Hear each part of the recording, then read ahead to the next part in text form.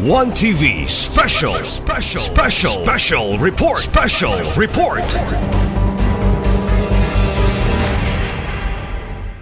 Good morning.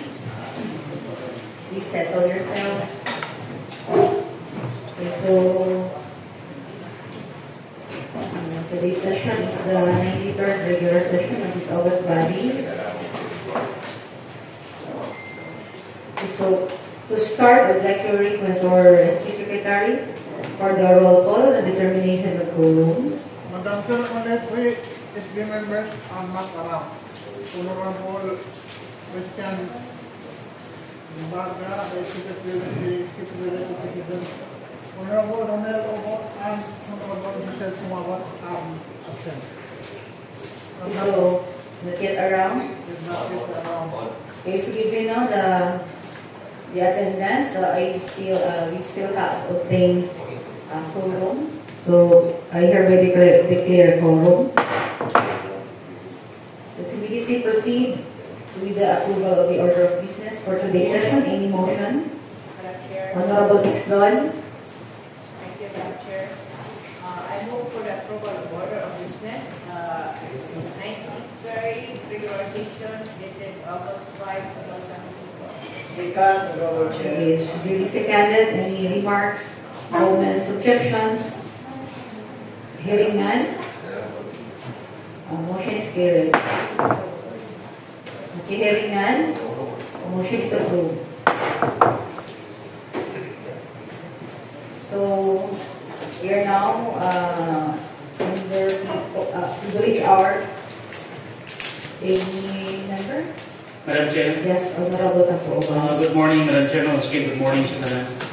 My privilege this morning, Madam Chair, is kabahin ni sa canal bus irrigation diya sa Simbak area, Madam Chair. No, kay na-reklamo ang 5 residents, Akyat family, and the rest dito na Vita. Kay bisan sa hinay na ulan, hinay nga dili kayo po sa bahagi ni previous state, dili lang kayo po sa mga ulan, but sa ilagid pa yung Madam Chair ng tubig. So, sa irrigation. Naligawan ikaw nga ang Madam Chair. Overflow sa kanal. Usapod sa concern, Madam Chair, sa itong mga farmers nila, kay hapon ang ligaw ng design sa mga.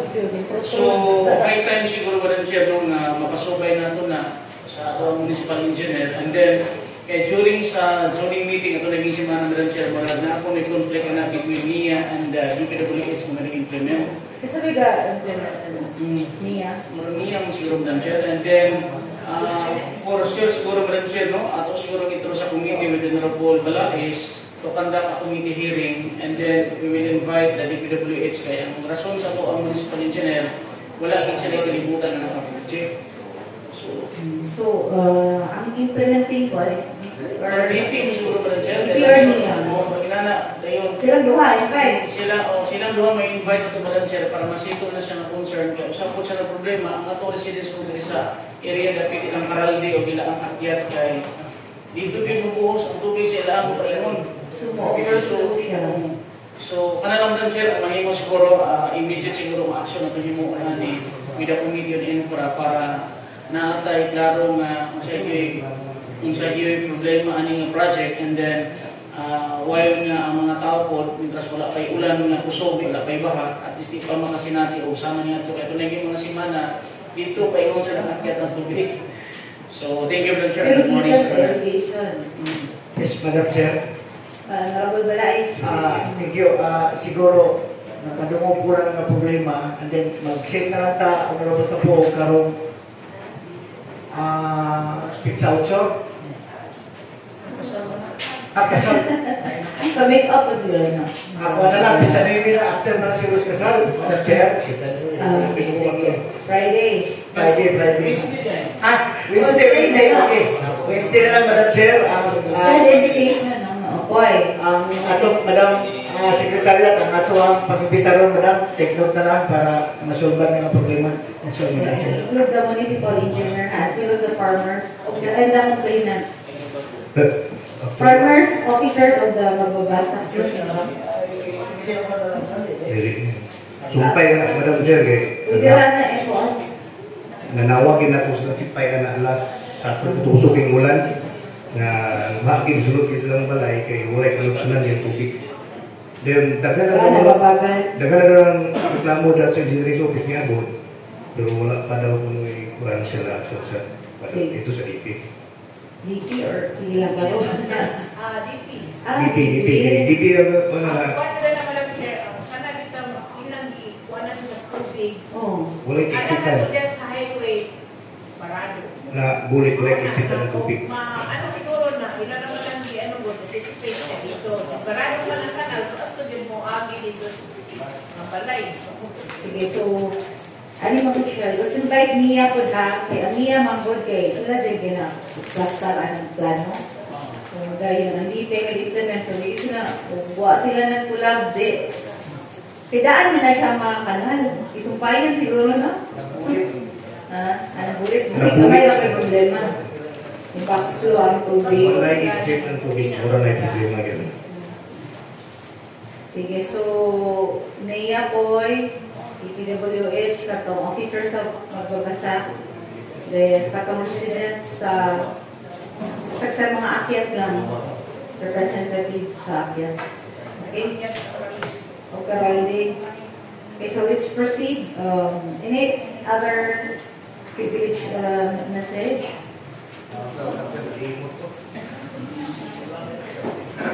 Okay, so let's proceed to the next item, which is the reference of business. Any proposed ordinance, resolutions? None. Any received petitions and requests? None. Communications, other communications, can you read? Other communications. A is carried Executive Order number 1, Series of 2024, submitted from Barangay Kaligay, an order constituting the Bids and Awards Committee of the said barangay. And letter B is Resolution number 544-24, a resolution approving the resolution number 24-85 the Sangguniang Bayan of Tudela, resolution adopting the annual investment program CY 2024, MCC Executive Resolution number 1 dated February 16, 2024, revised 1.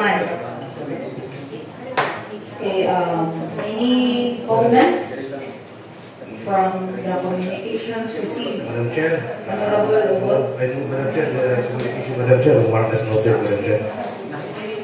Okay, any second? Seconded by remarks, comments, objections? Hearing none. Motion is approved.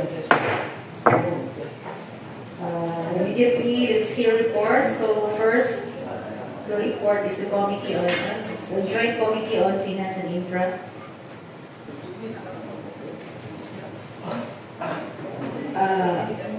Finance and infra. Sarap ko yung kopya din eh. Finance lang. Sige, finance. I can get agad yun. Committee on Infant and Infra, ang kagani siyang about requesting for resolution adopting the AIP 2025. So wala pa na. Okay, sige. Kung unsay na alin na chicken,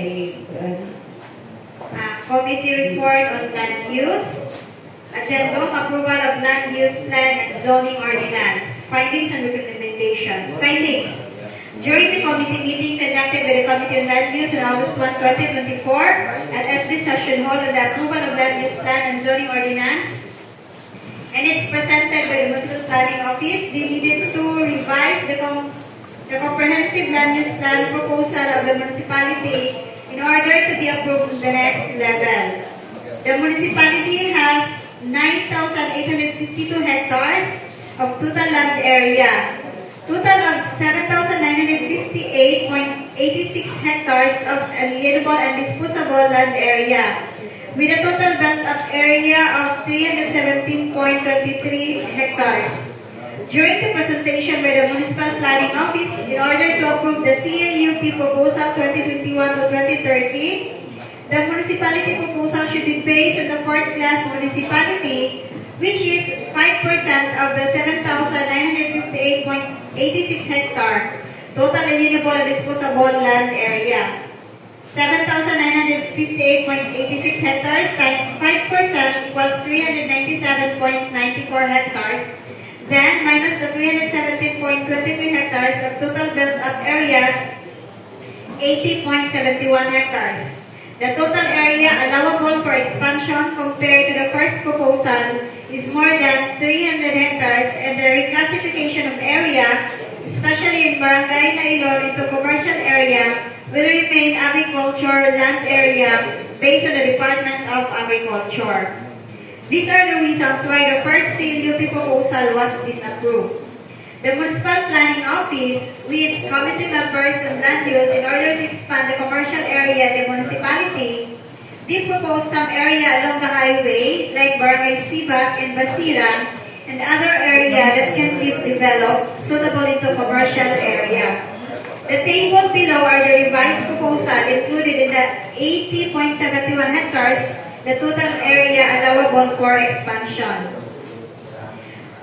The revised proposal, the proposed agri-industrial 5.68 hectares, cemetery, memorial park 1.07 hectares, commercial 8.47, ecotourism 6.51, institutional 3.87, residential 19.48 hectares, sanitary landfill 4.2 hectares, socialized housing 12.55, tourism 2.59, subtotal 64.42. For the roads 2.15, bridge 0.63, grand total 67.20. Recommendation 1. The rice land along the highway cannot be reclassified or converted to commercial areas since it is still agriculturally viable and productive. 2. Reduce proposed residential classification in Basira and transfer to portions in Nailon. 3. Exclude proposed road from C. Centro Napo to Old Slaughterhouse. 4. Proposed commercial classification from Limbaneng along highway to Salinasan. And 5. Proposed amendment in zoning ordinance based on the revised land use plan. The meeting was adjourned at 3:15 in the afternoon, signed and approved by Honorable Tangco Jr., Honorable Balay Sr., and Honorable Pujuan. Any motion for the committee report? Nakalendar mo kayo siya, boy. Katong pagbalik sa CLUP na mo siya nakalendar sa previously. Na-official ba ang return ang CLUP? Kung ani, Madam Chair, katong CLUP, di ba, last ato nga kung ano Parang sa pilak. Dayon, i-disapprove man nun nila, kaya ako daw lagi tayo ang convert na commercial. So, nag-propose ang MPDC, basihan lang itong formula nga, pila ito ka 5%. Then, na sila i-propose, mo ito sa during the meeting, alay gamay na i-revise the proposal. Pero nakano ka to, calendar ka dali, ang pag-return, official pag-return sa document, the zoning ordinance. Na-calendar to, boy. Muna na committee. Previously, na-official nila o transmit sa tuwang sa global. Diretso sa committee. Sige, so we're talking of Honorable Tangco. Okay. Sige, no. Kung nagbasa ang committee report, then nagulat ko sa motion. O kaninag motion, natala lang ko. Oo. Natala ko na official ba nila nag-transmit ng disapproval sa SB? Mga sa zoning? Okay lang. Schedule pa ng committee, Madam Chair. O so dapat ko siya before na committee na wala na official transmit sa ito ang disapproval? Wala pa, Madam Chair. Wala na hindi diretso lang mag-inig mo niya, ang proposal mo ni Madam Chair sa MPDC is committee sa midaan, then pagkuman sa committee, ibalik the system reading. Because we cannot act on illegal measures na wala ni yun na disapprove. Yung sa man pag-officially kibalo na pag-idiasok at Ipakalindar siguro lang siya. Ipakalindar sa supposed that should be the first one step, we're going. Pwede na siyang meeting kung committee report na lang siya. It's okay. It's okay lang. Anyway mo ka na para isabay sa, hindi ka na i-deliberate kay para ma-update ang katong zoning ordinance. Kaya yung pinagkuhan na yung reservation kayo in advance, dili yun musugot ang DA, ang portion na ito i-reclassify dito sa rights land. Dili sila musugot. Naalam ko nung nahihingon ang isod niya, pwede naman muna hinahinay lang, pero dili sa pwede i-direct into commercial, pwede rin residential, at this time will come kung ang balay mo. Kaya, o commercial ba lang siya, once nga mapustan pa itong masakad, dili siya negotiable sa DA. Sige. Sige, so inaay pa, official ba niya? Yes, Madam Chair, dito na ibinisip. Sige, but we can accept the provided how come nga nalabay siya sa committee. Ako lang, na-discuss nila session. Sige. Okay, so any motion for this committee report? I move, Madam Chair, committee report for committee level only, Madam Chair. Still at committee level. Upon the submission of the final Bakit na akay wala na tako dito. Kaya mga kaghanaghan naman ako. Nakayo ba? Document na reference. Yes, Madam Chair, during sa... Ito official yun naman with comments. So nauna mo, wala mong pabasa sa... Ipsig tayo pinagpan. Nag-comment nila. Ang usa sa comment ito, Madam Chair, kapag yung sa rice land, agricultural rice. ito, i-reclassify natin ito commercial. Mura yun lang ikuan, i-papa, Madam Chair, na dili sa pwede. And then, itagaan lang, Madam Chair, o pila lang ito ka percentage na dapat i-reclassify, and then magbilin siya o remaining percentage para sa umaabot po niya dapat na i-reserve kung nila for reclassification. Dili tanan kung hindi siya i-reclassify niya. Ang katong portion niya 300 plus at yung i-reclassify, dito siya allowed. Naalam ka sa 87% ang pwedeng i-reclassify, and then 87, out of that 87%, dili siya hot doon, dapat magbilin siya 10% or 20% para for the umaabot yung mga panginanglan na apay pwedeng i-reclassify at pwede lang alam area. Okay. Sige. So, Sige naman, check eh. Pangita mo sa official document na na-return mo. Before we can officially act para able to sa ilang on. Ang problema natin sa lisod mo naman, Chair, katobi tatong invite na rin. Dili dito sila ang direct na ma-approve. Pag-approve, pagpadala ko dito, naabot sila i-comment na yun, tumura bitaw kung nakuha nga. Di sa mandaan nga, 2 times na nag-invite sa ila. And then, napot na sila ng level dito. Dito lisod is DA man ang nag-disapprove. pero kasama mo sila gini-recommend sa DA ko ba ng Chair? Nag-warn na to sila, at the before, nag-warn na sila na nasa reservation sa katong area sa Basakan.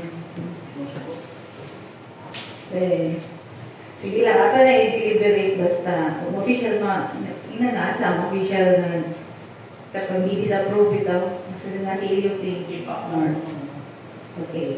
Sige, so let's proceed to the next committee. Saan yung committee yan?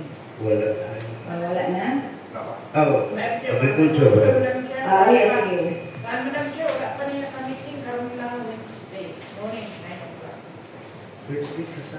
Sige, okay. Sige, so calendar of business. First reading, item A, Barangay Resolution number 2 of Sinusa, resolution to revise the list of projects chargeable against 5% Barangay Disaster Risk Reduction and Management Fund of FY 2024. Okay, motion. Madam Chair, Honorable Lagi. thank you.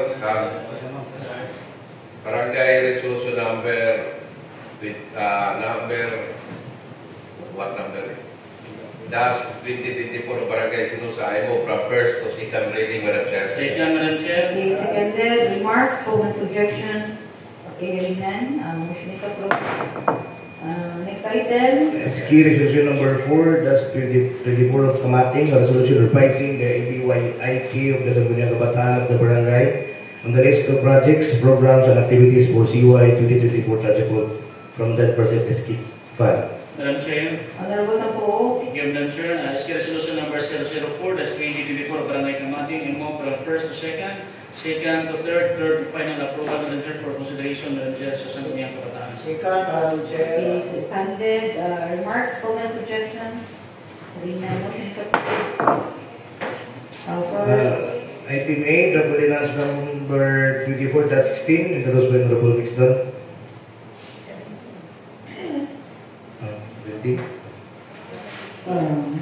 Masa ba ni? Dash 17? 60, yeah. Sige. Kani siya, ani ko. Okay. Tagaan mo, folder. Or sa help lang niya. Help lagi siguro niya. Help lagi din. Sige, go ahead. Naman din ito. Draft Municipal Ordinance number 24-16. An ordinance prohibiting electrofishing and using of cyanide in the rivers and creeks in the municipality of Tudela. Be it ordained by the Sangguniang Bayan of the municipality of Tudela, province of Misamis. May kopya, excuse sa project lang. Okay. Sige, proceed. Section 1, this ordinance shall be known as an ordinance prohibiting electrofishing and using of cyanide in the rivers and creeks in the municipality of Tudela. Section 2, definition of terms. A, aquaculture.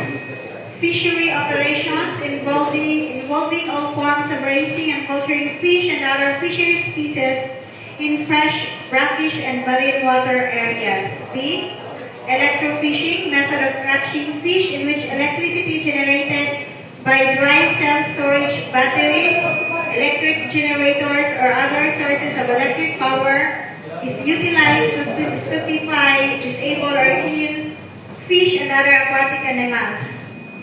C, fishing with explosives, the use of the dynamite, other explosives, or other chemical compounds that contain combustible elements or ingredients which upon ignition by friction, concussion, percussion, or detonation of all or parts of the compound will kill, stupefy, disable, or render unconscious a fisheries species. It also refers to the use of any other substance and or device which causes an explosion that is capable of producing the said harmful effects on any fisheries species and aquatic resources and capable of damaging and altering the natural habitat. Letter D, fishing with noxious or poisonous substances, the use of any substance, plant extracts or juice thereof, sodium cyanide and or cyanide compounds or other chemicals, either in a raw or processed form, harmful or harmless to human beings, which will kill, stupefy, disable, or render unconscious any fishery species and aquatic resources and capable of damaging and altering the natural habitat. E, freshwater areas shall include all rivers, lakes, swamps, marshes, dams, irrigation canals, and other bodies of freshwater in the Philippines, and the term person shall include natural and artificial persons. F, informant, a person who gives information to authorities. G, texter, a person who reports violators through text messaging. Section 3, exempt for research, educational, and scientific purposes, authorized by the Municipal Agriculture Office and Municipal Environment and Natural Resources Office. It shall be unlawful for any person to engage in electrofishing with the use of fish nets, hook and ice spears, bisig, batak, sanggab, use of electrically operated device, by fraction use of poisonous materials or chemicals, and use of dynamite in any of the fresh water in the municipality of Tudela. Section 4, the following fine shall be imposed against any person violating Section 3 of this ordinance to wit, first offense, 1,000 pesos, second offense, 2,000 pesos, third offense, 2,500 pesos, or both imprisonment and penalty upon discretion of the court. 4.8, all the apparatus and paraphernalia, including the boat, used in the electrofishing shall be confiscated and forfeited in favor of the LGU. 4.B, the amount of the corresponding penalty paid by the violator to the municipal treasurer shall be apportioned where the equivalent of 30% shall accrue to the informant, 30% for the barangay, and 40% to the LGU through the municipal treasurer. Section 5, this ordinance shall take effect upon its approval. As any discussion, deliberation, any comments or suggestions, provisions to be included or Madam Chair. yes, Honorable Tabo. Thank you, Madam Chair. Kining ordinance, Madam Chair, intended ng gyud sa mga rivers and creeks, no? Dili siya pwede na ito maapin dili ato sa dagat nga area para makausa na lang ang tao.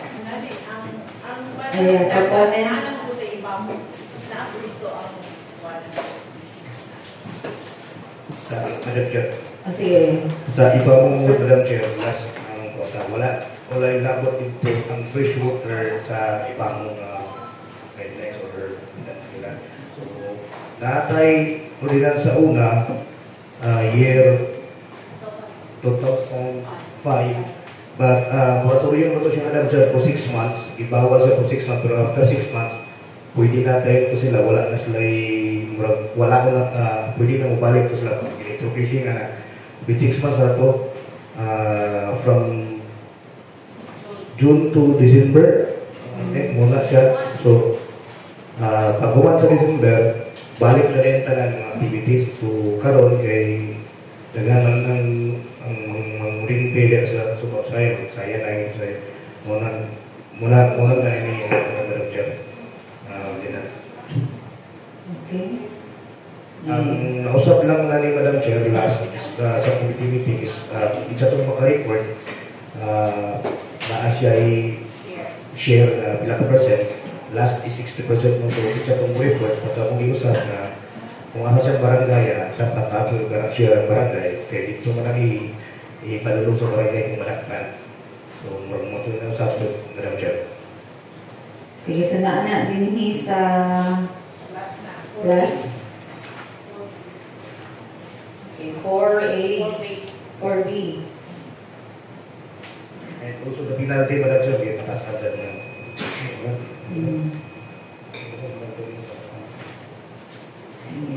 Sige.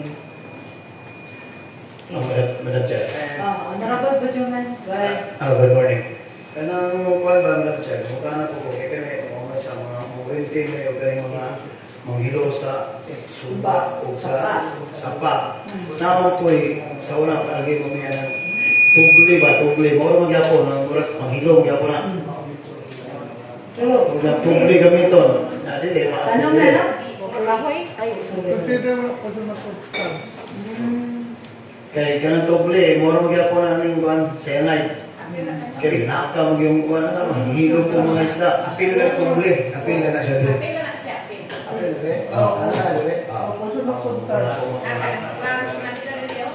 Okay naman sa ubas kayo kung may gamit mo. Naala din nga Section 3 na ako Section 3 na state. Madam Chair, kami, taga-bukid ng higme. Basta dili magpahubas, higit may dabo mo tuble. Wala niyo mo yung nagpahubas mo tuble. That's it. Muna yung tinood, no?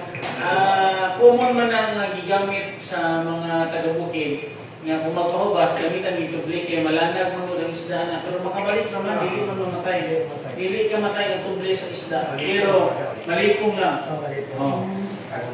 Basta kung mapahubas ka na Jer, among ginanda sa na dublog yung tuble, mo rin na siya yamiton basta magpahubas kayo. Kung di ka malulog tuble, huwag ikay kuha. So, amo lang mo nag-consider, Madam Chair, amo lang mo nag-consider na wala na mo gyapon og bawal kay may uban nga magpahubas kung sila na kung sila gamit. Limas. So, amo lang mo nag-consider, Madam Chair. Pero ang katubang wala nabasa ko plan extract wala ko kabasa sa section 3. Siguro na sa definition lang. Letter D na definition, Madam Chair. Use of poisonous materials in the basa ang definition sa D na dire.